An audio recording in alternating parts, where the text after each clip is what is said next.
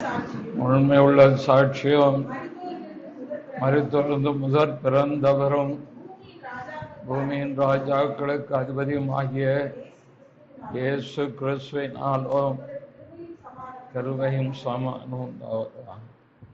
பிதாவே, இந்த வார்த்தைக்கு வருகிறேன், கிருபைக்குள் வைத்து மறைத்துக் கொள்ளும். இயேசுவின் மூலம் பிதா. வெளிப்படுத்தின விசேஷம் 2 அதிகாரம் 26ஆம் வசனம்.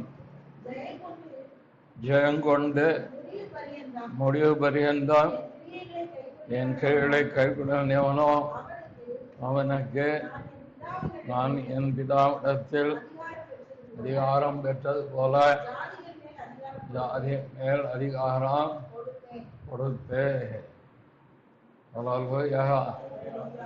அதிகாரம் பெற்றது போல நாங்கள் சொல்லலாமா? கையில் உட்கார்ந்து எழுதிக்கிட்டு இருக்கீங்க, எழுதுங்க. எழுதுறீங்களா, நோட் பண்றீங்களா? அது உங்க இஷ்டம்.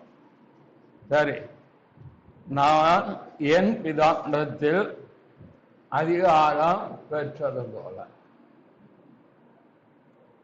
போன வாரம் ஆண்டவர் இயேசு என்ன அதிகாரத்தை பிதாவினிடத்தில் பெற்றார் என்று 3 காரியங்களை குறித்து நாம் பார்த்தோம். ஒன்று, மார்க் 2:10, எபிரேயர் 10:4 வசனங்களின் அடிப்படையில் பாவம் மன்னிப்பின் அதிகாரத்தை அவர் பெற்றிருக்கிறார். அதுதான் இயேசுவே வழி, இயேசுவே சத்தியம், இயேசுவே ஜீவன் என்று சொல்ல காரணம், பாவத்தை மன்னிக்க வல்லவர், அதிகாரம் பெற்றவர் ஒரே ஒருவர் தான் சிலுவையில் மரித்து வைத்திருந்த இரட்சகராய் இயேசு கிறிஸ்து மாத்திரம்தான். அற்புதங்கள், அடையாளங்கள் அல்லது உலக தேவைகள் என்பது தெய்வத்தை நம்புகிறவனுக்கும் கிடைக்கிறது. தெய்வம் இல்லை என்று மறுதளித்து கடவுள் என்று நாத்தியர்களுக்கும் நடக்கிறது. அதுவல்ல ஒரு பெரிய காரியம். மனுஷ வாழ்க்கை பாவ மன்னிப்பு மிக முக்கியம். ஆனால்தான் மார்க்கங்கள், மதங்கள், தத்துவங்கள் என்று இருக்கிறவர்கள் அதன் அடிப்படையில் பல காரியங்களை தன் ஜென்ம கர்மம் பாவம் போக முயற்சி செய்கிறார்கள். ஆனால் அவர்கள் மனசாட்சி இன்னும் பாவம் என்று சொல்கிறபடியினால் மறுபடி அதை செய்கிறார்கள். ஆனால் இயேசுவின் ரத்தம் துர்மண சகல பாவங்களை நீக்கி நம்மை சுத்திகரிக்கும். அது துர்மண சாட்சி நீங்க நம்மளை சுத்திகரித்தது. ஆகவே பாவ மன்னிப்பின் அதிகாரம். 2வது மத்தேயு 28:18 வானத்திலும் பூமியிலும் சகல அதிகாரம், in heaven and in earth. 2லுமே அவருக்கு சகல அதிகாரமும் இருக்கிறது. சாத்தானுக்கு அந்த அதிகாரம் கிடையாது. அதை ஆண்டவர் இயேசு சிலுவையில அந்த துரைத்தனத்தை என்ன செய்து கொண்டாராம்? ஒருந்து கொண்டு வெளியரங்கமான கோலமாகி சிலுவையில் அவர் என்ன செய்தார்? வெற்றி சிறந்தார். கொலோசையர்ல இருக்கா? 2 கொலோசையர் 2 அதிகாரம் 14, 15, 14-15 நமக்கு எதிரடையாகவும் கட்டளால் நமக்கு விரோதமாகவும் இருந்த கையெழுத்தை குலைத்து அதை நடுவில் இராதபடிக்கு எடுத்து சிலுவையின் மேல் ஆணி அடித்து துரைத்தனங்களையும் அதிகாரங்களையும் உறிந்து கொண்டு வெளியரங்கமான கோலமாக்கி அவளின் மேல் சிலுவையிலே வெற்றி சிறந்தார். ஆகவே அந்த வெற்றி சிறந்தார் என்றால் அந்த அதிகாரம் முழுவதும் வானமும் பூமியிலும் சகல அதிகாரமும் ஆண்டவர் இயேசு கிறிஸ்துவுக்கு தான் இருக்கிறது. அது இப்பொழுது பிசாசுக்கு கிடையாது. அவன் வஞ்சகன், தனக்கு எல்லாம் இருக்கிறது போல செய்வான். ஆகவே சகல அதிகாரமும் இயேசு கிறிஸ்துவின் நாமத்தில் உள்ளது. அடுத்தது நியாய தீர்ப்பு செய்யும் அதிகாரம். அதுக்கு 2 கொரிந்தியர் 5:10 சொல்லியிருந்தேன். யோவான் 5:27 வாசிங்க. யோவான் 5:27 ஆண்டவருக்கு அந்த அதிகாரம் கொடுக்கப்பட்டிருப்பதை அவர் அங்கே யூத ஜனங்களுக்கு அவர் சொல்லுகிறார். அவர் மனுஷகுமாரனாய் இருக்கிறபடியால் நியாய தீர்ப்பு செய்யும்படிக்கு அதிகாரத்தையும் அவருக்கு கொடுத்திருக்கிறார். ஆகைதான் சர்வத்தில் அவனவன் செய்த நன்மைக்காக தீமைக்காக தக்க பலனை அடையும்படிக்கு கிறிஸ்துவின் நியாயாசனத்திற்கு முன்பாக நாம் வெளிப்பட வேண்டும். நியாய தீர்ப்பு பூரா அவருக்கு ஏற்கனவே என்ன சொன்னது போல ஒரு வேத பண்டிதர் ஒருவர் சொல்லும்போது, ஆண்டவர் இயேசு இப்ப வக்கீல் போல் செயல்படுகிறார், ஆனால் நியாய தீர்ப்புன்னு வரும்போது அவர் ஜட்ஜா மாறியிருப்பார். அங்கே எவ்விதத்திலும் எந்த ரெக்கமெண்டேஷனும் சொல்லுபடியாகாது. அவனவனுக்கு அழைக்கிறத அவர் கொடுத்துருவார். எப்படி மனுஷகுமாரனாக இருந்து தேவகுமாரனாக அவர் வெளிப்பட்டாரோ அதுபோல இப்பொழுது பரிந்து பேசுகிற மகா பிரதான ஆச்சாரியா இருக்கிற தெய்வம் அன்றைக்கு நியாய தீர்ப்பில் நியாயசனத்தில் உட்கார்ந்த உடனே நீதியும் நியாயத்தை தவிர வேற ஏதும் அவருக்குள் வராது. அவை நாம் அதுல என்ன செய்ய முடியாது, தப்ப முடியாது. 1 தீமோத்தேயுல பார்க்கும்போது சிலருடைய பாவங்கள் நியாய தீர்ப்புக்கு முந்திக் கொள்ளும். 1 தீமோத்தேயு 5:24 சிலருடைய பாவங்கள் வெளியங்கமாயிருந்து நியாய தீர்ப்புக்கு முந்திக் கொள்ளும், சிலருடைய பாவங்கள் அவளை பின்தொடரும். அப்படியே சிலருடைய நற்கிரைகளையும் வெளியரங்கமாயிருக்கும், அப்படி இராதவர்களும் அறிந்திருக்க மாட்டார். சரி, ஆண்டவருக்கு இவ்வளவு அதிகாரம் கொடுக்கப்பட்டிருக்கு. அவரை விசுவாசிக்கிற நமக்கு என்ன அதிகாரம் இருக்கிறது? விசுவாசிகளின் அதிகாரம், ஊழியர்களின் அதிகாரம், அதை குறித்து இப்போ பார்க்க போறோம். ஆண்டவர் இயேசு கிறிஸ்துவை யோவான் 1:12 அதில் சொல்லப்பட்டிருக்கிறது, விசுவாசமுள்ளவர்களாய் அவரை ஏற்றுக்கொண்டவர்கள் எத்தனை பேர்களோ அத்தனை பேர்களும் தேவனுடைய பிள்ளைகளாகும்படி அவர்களுக்கு அதிகாரம். இந்த இடத்துல அதிகாரம் என்பது தமிழில் பெயர்க்கப்பட்டிருக்கிறது. அதனால் ஆங்கிலத்தில் ரைட்ஸ் என்று வரும். உரிமை கொடுக்கப்பட்டிருக்கிறது. உரிமை கொடுக்கப்பட்டிருக்கு என்றால் அதிகாரமும் இருக்கிறது என்றுதான் அர்த்தம். எனக்கு ஒரு உரிமை இருக்க, ஒரு பொருள் மேல், ஒரு குடும்பத்தின் மேல், ஒரு சபையின் மேல், ஒரு ஆத்மாவின் மேல் உரிமை இருக்கிறது என்றால் அதன் மேல் எனக்கு அதிகாரமும் இருக்கிறது என்றுதான் அர்த்தம். ஆகவே இந்த உரிமையினாலே உண்டான ஒரு அதிகாரம். நாம் யாருடைய பிள்ளைகளாய் காணப்படுகிறோம்? தேவனுடைய பிள்ளைகள். இதுதான் ஆவிக்குரிய உலகத்தில் உள்ள ஒரு வித்தியாசம். எல்லா மனுஷ உலகம் நமக்கு தேவை இருக்கு. நான் தேவனுடைய பிள்ளை, படிக்காம பாஸ் பண்ணுவேன்னு யாராவது சொல்ல முடியுமா? முடியாது. நான் தேவனுடைய பிள்ளை, வேலை செய்யாம எல்லாம் வரும் சொல்ல முடியுமா? முடியாது. நாம் தேவனுடைய பிள்ளைகளாக இருந்தாலும் உலகத்தில் இருக்கும்போது உலகத்தில் நாம் செய்ய வேண்டியதை நாம் செய்து கொண்டேதான் இருக்கிறோம். தேவனுடைய பிள்ளைனால நான் விதைக்க மாட்டேன், விளையும் சொல்ல முடியுமா? இல்லை. அது இயற்கையின் நியமனம், தேவன் அமைத்து கொடுத்த ஒன்று. அதை யாரும் மீற முடியாது.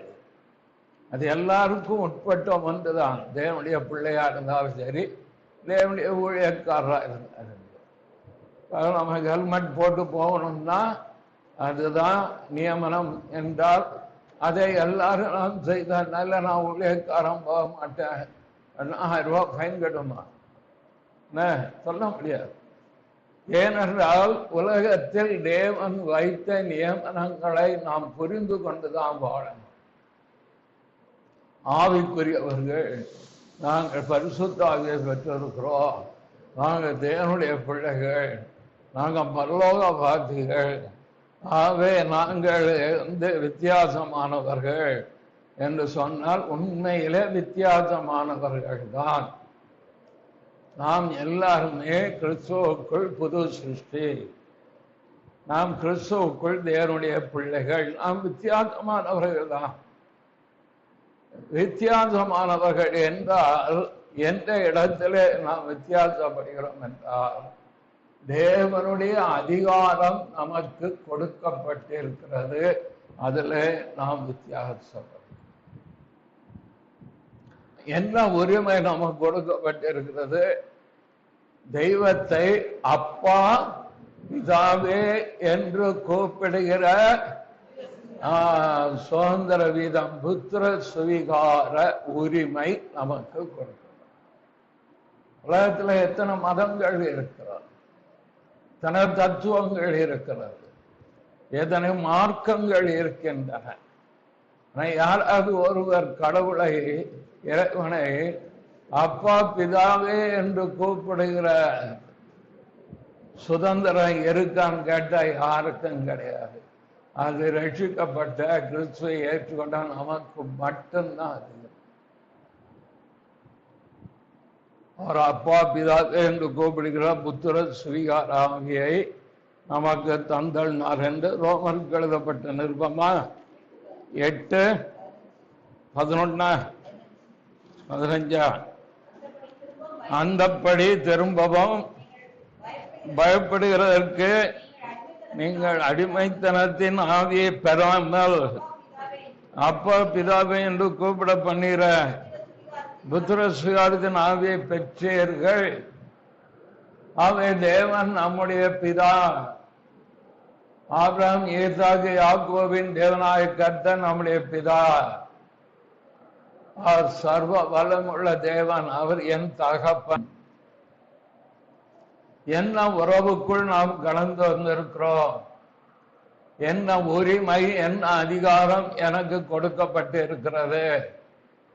பிள்ளை என்கிற அதிகாரம் எனக்கு கொடுக்கப்பட்டு இருக்கிறது.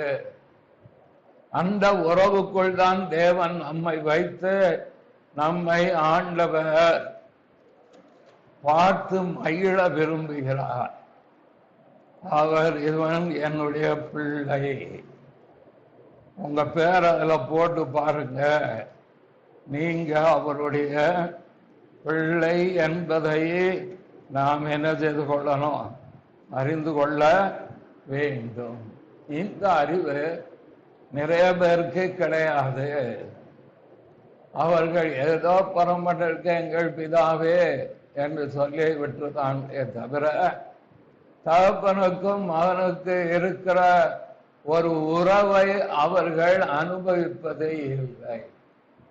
தகப்பன் சொன்ன ஆண்பால் சொல்ல நினைக்காதீங்க, கிறிஸ்துக்குள் ஆண் என்றும் இல்லை பெண் என்றும் இல்லை, நீங்களும் தேவனோடு உள்ள உறவை புதுப்பித்துக்கோங்க.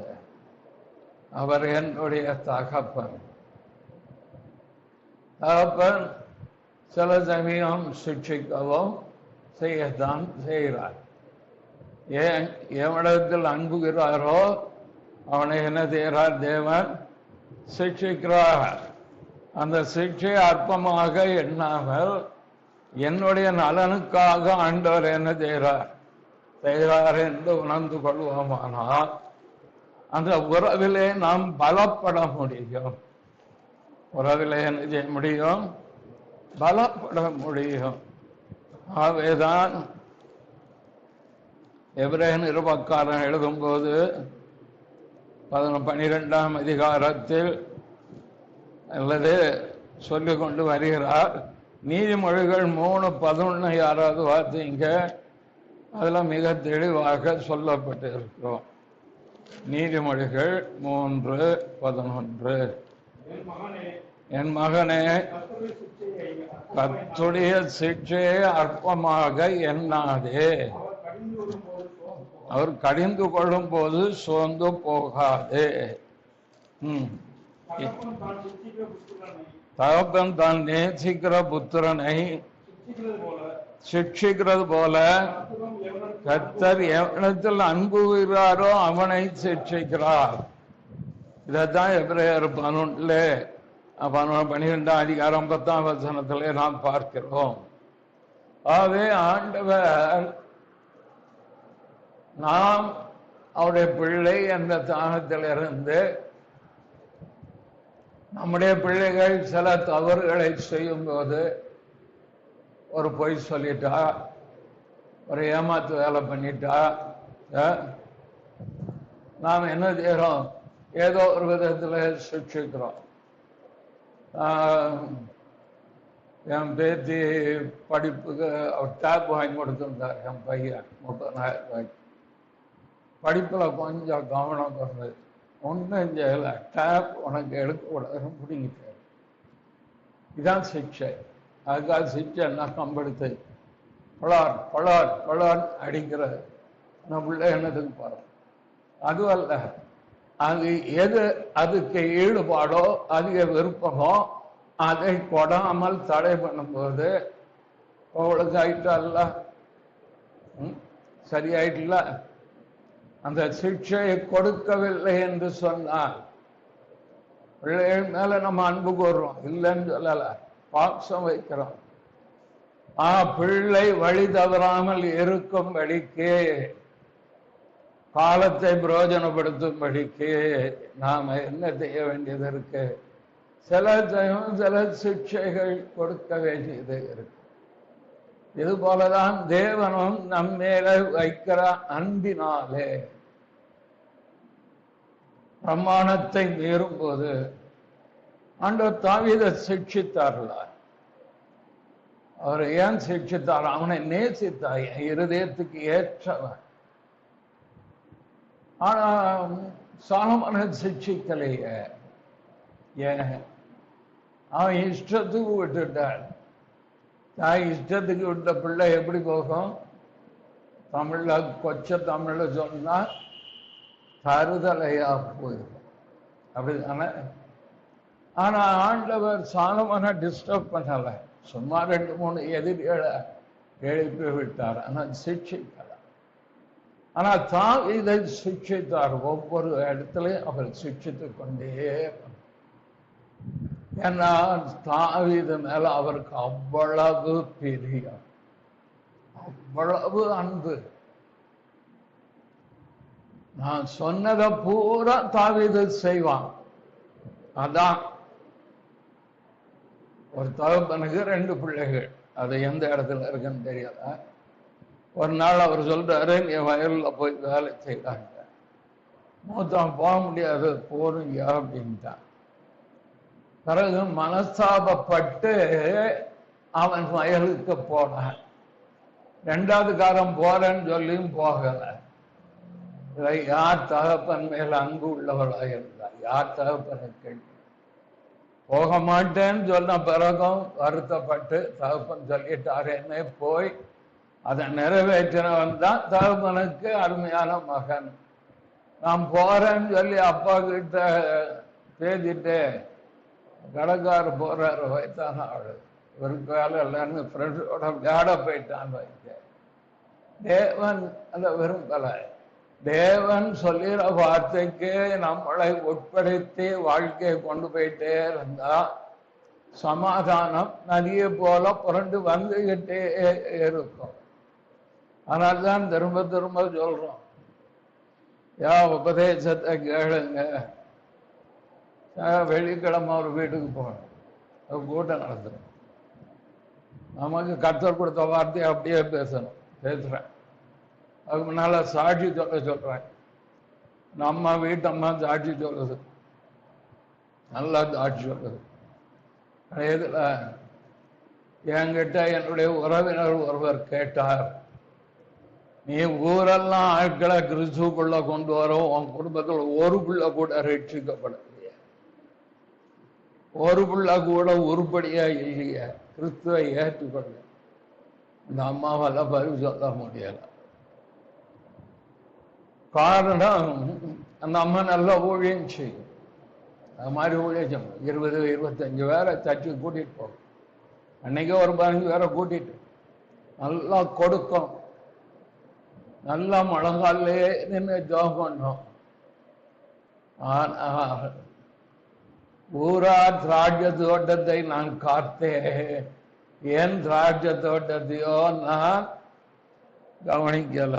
எங்க வருது? உன்னத பாட்டில் வருது. ஏதோ வாய்க்கு வந்ததை இவர் பேசிட்டு வர்றேன்னு நினைக்காதீங்க, எல்லாம் வேதத்துல இருக்கு. ஏதோ அது ஒரு பெரிய பிரசங்கம். ஊர் பூரா உபதேசம் பண்ண ஐயா, என் வீட்டை நான் கவனிக்கல. உன்னத பாட்டு புஸ்தகத்துல எத்தனாவது அதிகாரம், நீதிமொழிகள், பிரசங்கி, அது உன்னத பாட்டு. நான் எல்லாவற்றையும் கவனித்தேன், ஆனால் என் திராட்சை தோட்டத்தை நான் கவனிக்கவில்லை என்று நெகேமியாள் சொல்வதை நம்ம பார்க்க முடியும். உன்னத பாட்டின் புஸ்தகம். நான் எல்லாவற்றையும் கவனித்தேன், ஆனால் என் திராட்சை தோட்டத்தை நான் கவனிக்கவில்லை. எங்க இருக்குன்னு தேடி கண்டுபிடிப்போமா? உன்னத பாட்டு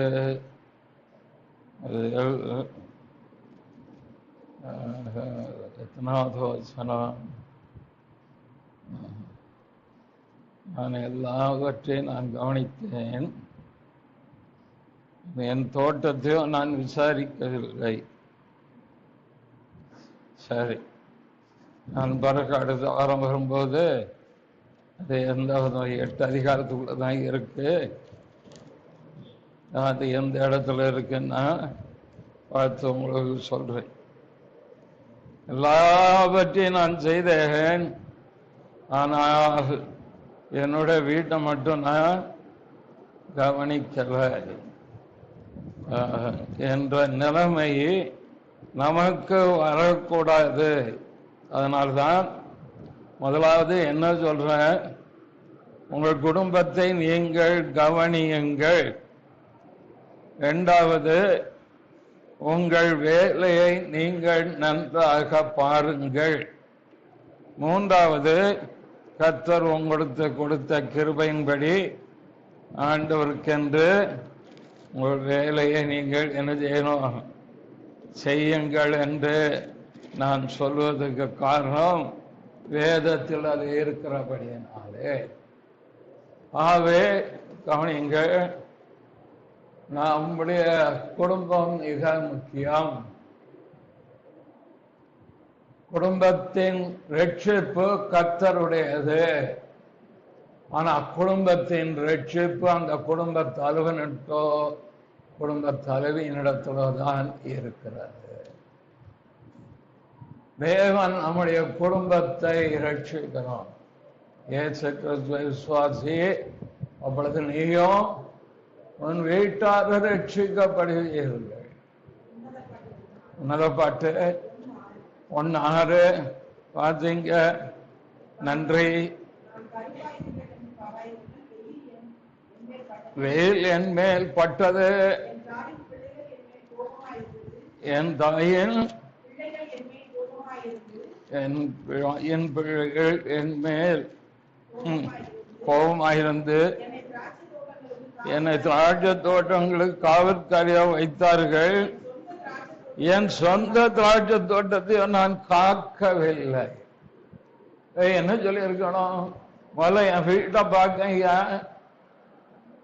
என் திராட்சை தோட்டத்துக்கு தண்ணீர் பாய்ச்சணும், என் திராட்சை தோட்டத்துக்கு நான் களை எடுக்கணும், என் திராட்சை தோட்டத்தை நான் காவல் பண்ணணும். அதுக்கப்புறம் நீ சொல்றதுக்கு நான் காவல் வேலைக்கு வரேன்னு சொல்லி இருக்கேன். சொல்லல. என் தாயின் பிள்ளைகள் என் மேல் கோபமா இருந்து என்ன அவ கோபமா இருந்த நீ கோபப்படுறது பட்டு போ. எனக்கு என் வீடு குடும்பம் தான் முக்கியம். எனக்கு என் ஊழியம் தான் முக்கியம். எனக்கு என் சபையாக தான் முக்கியம். என்னை நம்பி சில குடும்பங்களை கொடுத்துக்கிட்டே இருக்காரு. அவங்க தான் எனக்கு முக்கியம். அவங்களுக்கு முக்கியத்துவம் கொடுக்காம வேற எந்த இடத்துக்கு முக்கியத்துவம் கொடுக்கறது? அதனால்தான் வெளியே என்ன ஊழியத்துக்கு கூப்பிடுவாங்க, நான் வரமாட்டேன். அன்னைக்கு கூட ஒருத்தர் கூப்பிட்டாரு, எப்போ வருவீங்கிறாரு. இப்போதைக்கு எப்போவுமே வரலான்ட்டேன். எனக்கு இங்க ஊழியம் இருக்கு, இந்த ஊழியத்தை நான் கவனிக்கணும். நான் நீங்க கூப்பிடுற மாதிரிலாம் வர முடியாது, தயவு செய்து மன்னிச்சுக்கோங்கன்ட்டு. ஏன்னா தேவன் கொடுத்த இந்த வேலையை கவனிக்க நான் தவறுவேன். ஆனால் வேறு யார் இதை பார்க்க முடியும்? உங்கள் குடும்பத்திற்கு நீங்கள் உத்தரவாதம் பண்ணவில்லை என்றால் வேறு யார் உங்கள் குடும்பத்துக்கு உத்தரவாதம் பண்ணுவார்கள்?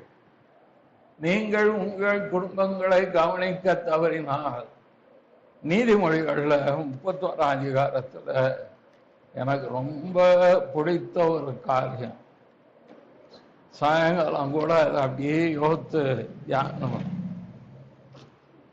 தன் வீட்டின் காரியத்தின் மேல் அவள் கவனமாக இருக்கிறாள். நீதிமொழி 31 வலசானியானை ஸ்திரீயை குறித்து சொல்லும்போது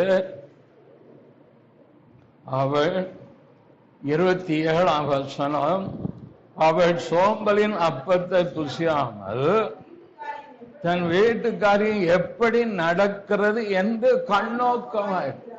இதை பார்க்கும்போது எனக்கு ரெபெக்காள் ஞாபகம் வந்தது. ஈசாக்கு ரெபெக்காள் இருக்காங்கல்ல, அந்த ரெபெக்காள் தான் வீட்டு காரியத்தில் ரொம்ப கவனமா இருந்த பெண்மணி. ஈசாக்கு கண் பார்வை போயிட்டு, அதனால இவதான் அவருக்கு கண்ணாயிரு எல்லா காரியத்தையும் நடப்பித்து கொண்டு இருக்கிறாள். அப்போ தான் வீட்டு காரியத்துல ஈசாக்கு ஏசா மேல ரொம்ப பிரியம். கவனிச்சுட்டே இருக்கா, என்ன இவர் அவர் மேல ரொம்ப பிரியமா இருக்காரு. ஒரு நாள் ஈசாக்கு சொல்றாரு, ஏத்தா நீ போய் வேட்டையாடி எனக்கு நல்லா சமைச்சு, ஏத்தா நல்லா சமைப்பார் போற, கொண்டு வா, நான் புசித்து ஆச்சரியம். இதை கேட்டுட்டார் ரெபெக்காள். ஏன்னா வீட்டு மேல கண்ணோக்கமா இருக்கா பாத்தீங்களா. அப்பா அவனும் என்ன பேர்தான்னு கேட்டுக்கிட்டே இருந்திருப்பா. ஒட்டு கேட்டாளா என்னமா எனக்கு தெரியாது, கேட்டுட்டா. அவளுக்கு தெரியும் கர்த்தர் யாக்கோபை தான் ஆச்சரியம், ஏசாவை அல்ல. இதை ஈசாக்குக்கும் தெரியும். இருந்தாலும் பாசம் கண்ண மறைச்சு, சரீர பிரகாரமாக கண் பார்வையும் போயிட்டு ஆவிக்குரிய பிரகாரமாக பாசம் அவர் கண்ணம் மறைச்சிட்டு. இதனால்தான் ரெபெக்காள் சொன்னா, உன்மேல் வரும் சாபம் என் மேல வரட்டும்.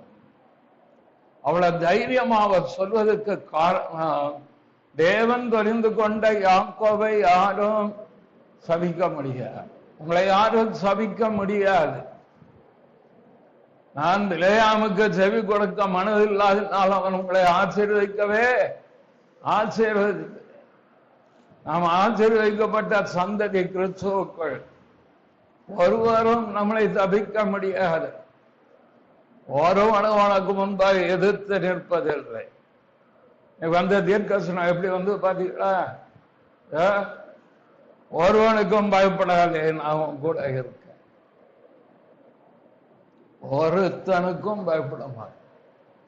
ஆவேதான் ரெபெக்காள் யாக்கோபை கூப்பிட்டு நல்லா ருசியா செஞ்சு, அவளுக்கு தெரியும் ஈசாக்கு எத்தனை கண்டடிச்சாலோ எத்தனை ஆடு அடிச்சாலோ தெரியல, அடிச்சு நல்லா பண்ணி கொண்டு போய் கொடு. உன்னை சபிப்பாரானால் அந்த சாபம் என் மேல வரட்டும், உன்னை நான் காப்பாற்றுவேன். அதனால்தான் நம்முடைய சாபத்தை கிறிஸ்து ஏற்றுக்கொண்டார். அவர் நமக்காக சாபமானார். பிதாவாகிய தேவனிடத்தில் போகும்போது தைரியமா நாம் போகிறோம். எதனால்? கிறிஸ்து நமக்காக சாபமாகி நியாய பிரமாணத்தின் சாபத்துக்கு நம்மளை நீங்களாக்கி மீட்டு விட்டார்.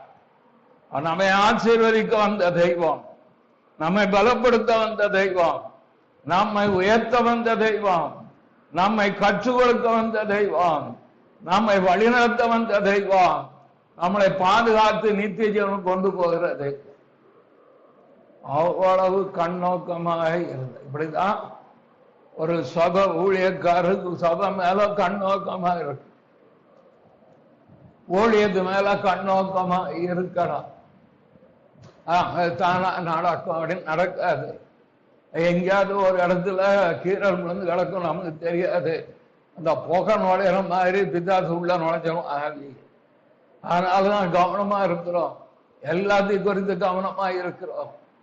எந்த விதத்துல எந்த ஒரு சேதம் வரக்கூடாது, ஜனங்களை பாதுகாக்கணுங்கிறதுல கவனமா யார் இருக்காங்களோ இல்லையான்னு ஆக இருக்கு. மற்றவர்களை பத்தி குற்றம் சொல்ல எனக்கு அதிகாரம் கிடையாது, அவருடைய காரியம். அவர் எஜமானுக்கு கர்த்தருக்கு பதில். நான் என்ன உண்டு என்கிறதுலதான் நம்ம கவனமாக இருக்கிறோமே தவிர, இதே போலதான் நீங்க குடும்பத்துல உங்க குடும்பம் தான் முக்கியம். ரெண்டாவது அண்ணன், தம்பி, மாமா, மச்சான் எல்லாம் ரெண்டாவது. என் குடும்பத்துக்கு போகதான் மீதி, அதை விட்டு கொடுக்கவே கூடாது. எப்போதும் நான் சொல்லுவேன், என் பிள்ளைகளுக்கு சொல்லி கொடுத்துருக்கேன், மகனுக்கு சொல்லி கொடுத்துருக்கேன், முதல் ப்ரியாரிட்டி உன் ஒய்ஃபும் மகளும் தான், ரெண்டாவது தான் நான்.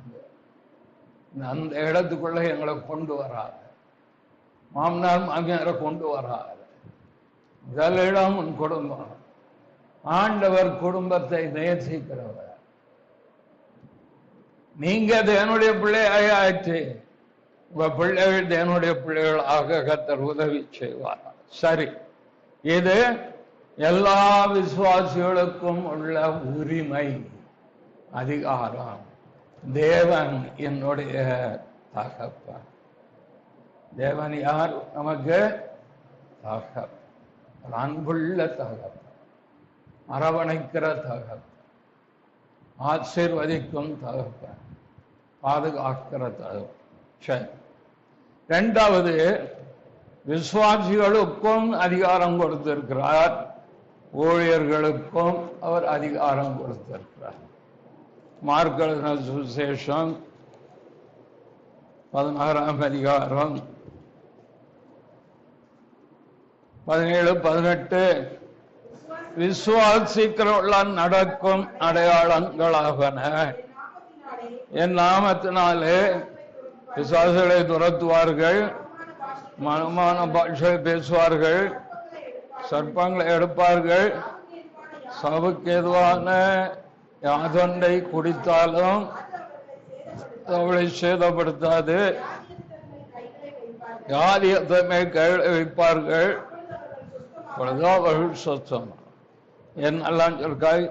பிசாசை துரத்துவார்கள், நவமான பாஷை, சர்ப்பங்களை எடுப்பார்கள், கொடுத்தவனை சேதப்படுத்தாது. 5 அதிகாரம் விசுவாசிகளுக்கு. மார்க் 16-18 பக்கம் 75.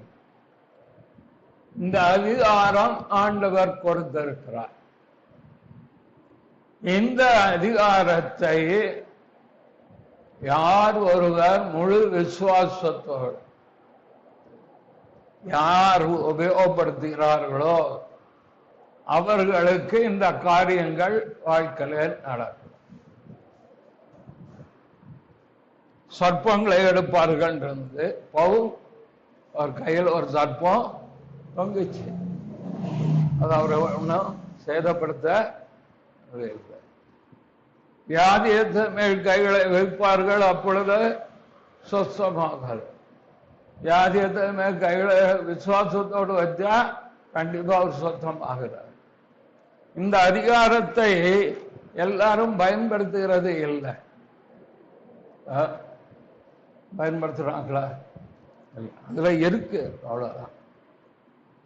யார் ஒருவர் அதை விசுவாசித்து ஆண்டவர் இயேசுவின் மேலுள்ள விசுவாசத்தினார் அந்தந்த சூழ்நிலைக்கு ஏற்றவாறு அதை பயன்படுத்த முயற்சி செய்கிறார்களோ, விசுவாசியாக இருந்தாலும் சரி, ஊழியராக இருந்தாலும். இதுல ஊழியருக்கு நான் சொல்லப்பட்டு இருக்கேன், விசுவாசிக்கிறவர்களால் உங்களால தான். யாராவது ஒருத்தர் திடீர்னு வியாதியா இருக்காங்க, கூப்பிட்டு உங்களை ஜெபம் பண்ண சொன்னா இருங்க, நான் அங்க போய் அவரை கூட்டிட்டு வரேன்னு சொல்லாதீங்க. விசுவாசத்தோடு கர்த்தாவே சொல்லி இருக்கிறேன், இந்த வியாதியை நீ குணமாக்குன்னு சொல்லி நீங்க ஜெபிங்க, கர்த்தர் கிரியை செய்வார். மிஷன் ஃபீல்ட்ல நடக்குதுங்க. குஜராத்லாம் சர்வசாதாரணம். கீழ் ஆதிவாசிகள் மத்தியில் நடக்க லவன்ஷர் ஊழியத்தில் இதெல்லாம் சர்வசாதாரணம். ஒரு விசுவாசை மறைத்து போன ஆள உயிரோட எழுப்பிடுவார். நடக்கு, இன்னைக்கு நடக்கும். ஒரு விசுவாசி மாட்டுக்கு சோம் இல்லை, நிபந்து ஜோம் பண்ணுங்குதா, அந்த அம்மா வாழ்வாதாரம். இது போய் ஜோம் பண்ணிச்சு, மாடு சோமாய். பரமண்ட ஜபத்தை சொல்லி சோமானவர்கள் உண்டு. நம்ம நிறைய கேள்வி கேட்போம். ஆனால்தான் நம்ம இன்னைக்கு வரைக்கும் முன்னேறாம உட்கார்ந்துகிட்டே இருக்கு. நான் விசுவாசத்தான் நடக்குமா, அங்கே அவுட். யாரா இருந்தாலும் இயேசுவை விசுவாசிக்கிறோம். யார் ஏற்ற மேல நான் தைரியமா இந்த வாக்கியம் நட்டு வைப்பேன், சொல்லியிருக்கேன், நான் வைக்கிறேன். சோமா என் பாட்டு 50, நம்ம பாட்டு 50. அதே சமயம் யார் மேலும் தீங்கிறதில் கை வைக்காதுங்கிறது வியாதி இல்லாமல் வரக்கூடியவர்கள், பிரச்சனையோடு வர்றவர்கள் குறித்து அதை சொல்லியிருக்கு. வியாதியத்தை குறித்து சொல்லியிருக்கு. சரி, ரெண்டாவது, விசுவாசிகளுக்கும் ஊழியக்காரர்களுக்கும் தேவன் கொடுத்திருக்க அதிகாரம். மத்திய விசேஷம் 28ஆம் அதிகாரத்தில் ஆண்டவர் சொன்னார், வானத்திலும் பூமியிலும் எனக்கு சகல அதிகாரம் கொடுக்கப்பட்டு இருக்கிறது. 18ஆம் வசனம். அப்பொழுது இயேசு சமயத்தில் அவளை நோக்கி, வானத்திலும் பூமியிலும் சகல அதிகாரம் எனக்கு கொடுக்கப்படும். இயேசு கிறிஸ்துவை நாம் விசுவாசிக்கிறோம், அவருக்குள்ள அதிகாரத்தை கர்த்தர் நமக்கு தந்திருக்கிறார். நாமத்தில் உள்ள அதிகாரம், அவர் நாமத்தில் உள்ள அதிகாரம். அந்த அதிகாரத்தை பயன்படுத்த வேண்டிய விதத்தில் பயன்படுத்த வேண்டுமே தவிர நாம் என்ன செய்ய மாட்டோம், கண்டபடி பயன்படுத்த முடியாது. இயேசுவின் நாமத்தில் அவ்வளவு அதிகாரம். அதன் நசனாகிய இயேசுன்னு சொல்லிட்டா பிதாத்து அப்படியே உட்காருவோம். என் ஊழியத்துல நான் கண்டது, நசனாகிய இயேசுவின் நாமத்தில் சொல்றான் உட்கார, அப்படியே அப்படியே இந்த அதிகாரத்தை துஷ்பிரயோகமா தவறான வழியிலே நாம் பயன்படுத்தினால் அது திருப்பி நம்மளை அடிச்சிடும். எப்படி ஒரு ஊரா இருக்க கோயிலா போய் சுத்திக்கிட்டு ஏது நாமத்தோட நான் கட்டுறேன், ஏது நாமத்தோட நான் வெட்டுறேன்னா பார்க்கும். ஒழுங்கா நான் உட்கார்ந்துட்டு இருக்கேன், நீ இங்க வந்த நாமத்தை சொல்ற, உன் வீட்டை நான் பார்த்துக்கிறேன். இவர் அடிச்சுட்டு வந்துடுறாரு, பாருங்க அதை கட்டிட்டேன் அப்படின்னாரு. நேரம் அவன் வீட்டில் போய் அடிச்சான். குழப்பத்தை உண்டாக்கி உண்டு இல்லைன்னு ஆக்கி. என்கிட்ட ஒரு விசுவாசி சொன்னாரு, ஐயா குடும்பத்தை நீர் கோயில போய் எதுவும் பண்ணிரும். ஆமா உமையவன் பண்ண சொன்னா. ஆண்டவர் சொன்னாரா, விக்கிரகங்களை சுத்தி சுத்தி நீ வந்து இடத்தை சுற்றி சுற்றிங்கிற மாதிரி விக்கிர கோலை சுத்தி சுத்தி வந்து என் நாமத்தினால அதை அடின்னு எங்கேயா சொல்லியிருக்கனா ஏன் இப்படி பண்ணிடு அந்த ஆவி இப்போ அவன் பிள்ளைகிட்ட ஜாட்ட பழக்கங்க சரியான ஒத்துக்கிட்டாரு ஏதோ ஒத்துக்கிட்டாரு இதே மாதிரி செஞ்சு கஷ்டப்பட்ட ஆட்கள் எனக்கு தெரியும் என்கிட்ட சொல்லியிருக்காங்க. ஒரு சகோதரி என்கிட்ட சொன்னது ஏன் நான் வந்து அந்த கூடத்தெல்லாம் பார்த்து இயேசுவின் நாமத்துல சத்தம் போடுறேன் அதட்டுவேன். ஒரு ஊழியக்காரர் சொன்னாராம் அது சும்மா இருக்கு நீ போய் கலைச்சு விடாத நீ பிரதாம அது பாட்டு இருந்துட்டு போது உனக்கு என்ன வந்தது அதுல இருந்து நான் அதை செய்யறது. இதை செய்ய சொல்லி கர்த்தர் சொல்லவே இல்லை. நமக்கு கொடுக்கப்பட்ட அதிகாரம் மேலான அதிகாரம் ராமம். எந்த இடத்துல நாம் பயன்படுத்தணும் அது விசுவாசிக்கும்